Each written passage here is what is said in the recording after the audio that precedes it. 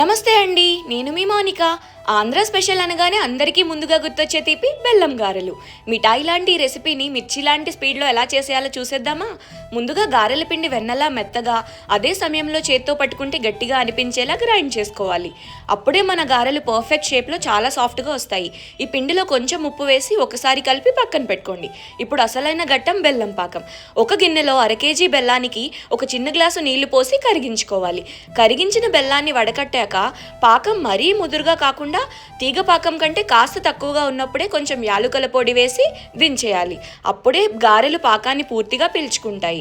ఇప్పుడు ఒక ప్యాన్లో నూనె పోసి బాగా వేడి చేయాలి. నూనె కాగాక చేతిని తడిపి నిమ్మకాయంత పిండి ముద్దను తీసుకొని దీనిని అరచేతి మీద పెట్టి సమానంగా ఒత్తుతూ మధ్యలో ఒక చిన్న రంధ్రం చేయాలి. ఇలా రంధ్రం చేయడం వల్ల గారె లోపల కూడా పర్ఫెక్ట్గా ఉడుకుతుంది. ఇలా ఒత్తుకున్న గారెలను నూనెలో దోరగా వేయించి పక్కనే సిద్ధంగా ఉన్న వేడివేడి బెల్లం పాకంలోకి నేరుగా దూకించాలి. చూస్తుంటేనే నోరు ఊరిపోతుంది కదా. ఆంధ్ర మిఠాయి లాంటి ఈ రెసిపీ మీకు నచ్చినట్లయితే తెలంగాణ మిర్చి లాంటి మన ఛానల్ని వెంటనే సబ్స్క్రైబ్ చేసుకోండి. మళ్ళీ కలుద్దాం. సెలవు.